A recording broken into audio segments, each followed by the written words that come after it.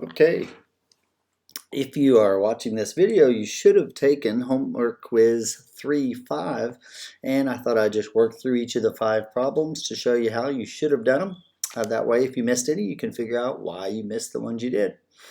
So, this is question 1 here. It asks which expression can be used to find the price of a $400 telescope after a 32% markup. So we need to find out 32% of this 400 and then actually mark up the price that much. So 32% times 400 will get me my markup. A common wrong answer is to select this first one here, which is pretty much what I've written here. They're just switched. But this is not the selling price. This is the markup only. So if I take 0.32 times 400, I get $128. And that $128 is going to get added on to what this $400 telescope was purchased for by the store. So if we have a $400 item and we add $128 of markup, we should get $528. So what I'm going to do is I'm just going to go through these choices and see which ones will give me this $528. This should be the price. So this first one, 400 times 0.32, we did that, but that's just the markup. So this is not correct. 400 times 3.2 is going to be over 1,200. That's not even going to be close.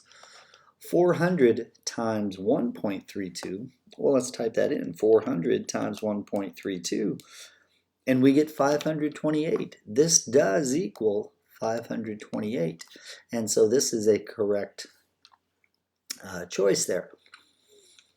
And if you think about it, 1.32 is 132%.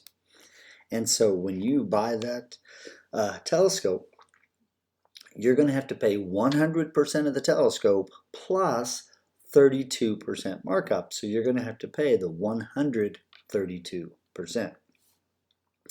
If we type in choice D, this one works as well.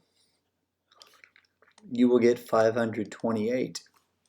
And if you break this down here, this makes a lot of sense. This is the $400 telescope, and this is the 32% of that 400 for the markup. So telescope plus markup equals total. So these two are correct. This one is way off because it's a multiplication instead of an adding on. The markup gets added on. So that is question 1. Let's move on to question 2. Question 2, we have a laptop was originally sold for $975, but it's on sale, and it wants to know the percent markdown.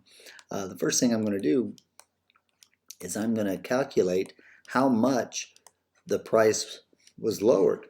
And I'm going to do that by taking the regular price minus the sale price to see how much they marked down or how much they removed from the price. So $975 minus $828.75, and I get $146.25.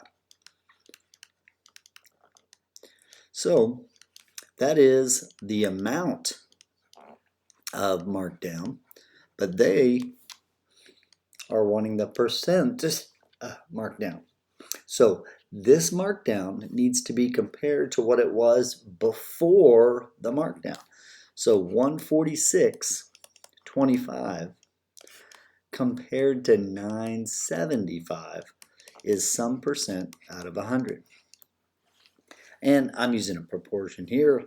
You could have just used the equation, that's fine. So now I'm going to cross multiply and divide. I'm trying to make this a shorter video, so 146.25 times 100 and then divide by 975, and I get 15. So that is 15% markdown. And so you you'd put a 15 in there. Let's move on to question 3. Question 3, Jermaine buys t-shirts for $6 each and then marks up the price by 45%. How much profit does he make? Well, he's going to buy them for $6, but then he's going to mark them up 45%. So I need to find what is 45% of the 6. And so I'm just going to do this as a multiplication. I'm trying to give you a mixture of how to do it. You could do a proportion if you prefer. 0.45 times 6. And if I do that, 0.45 times 6, I get 2.7. And that means it's 2.70 or $2.70 of markup. So if we think about it, he's going to buy them for $6. He's going to add this on and sell them for the sum of those two at the $8.70. But since they just want to know the profit, this markup is that profit. He's going to be making the difference. So I guess I could find the selling price and then subtract the 6, but I'm going to get right back to that markup.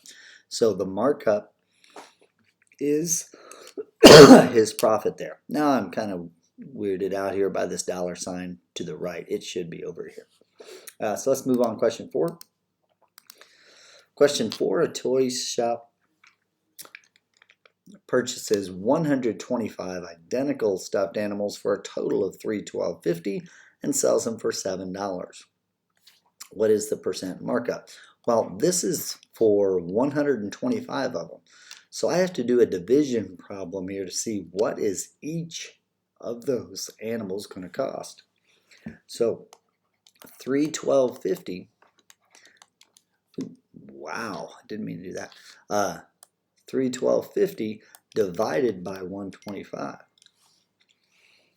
So 312.50 divided by 125, and I get 2.5, which means they paid $2.50 each, but they are selling them for $7 each. So we need to find out this difference here is the markup. So if I take $7 minus $2.50, I get $4.50, and that seems like quite a bit of markup on a $2.50 item. They are marking it up $4.50. To get the percent markup, I need to compare this markup, which is $4.50. I need to compare it to their cost, to the $2.50.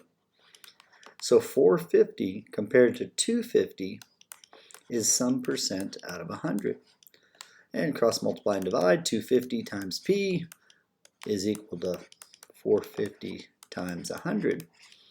And divide by 250, because that's the coefficient of my variable. And if you do that, you get 180%.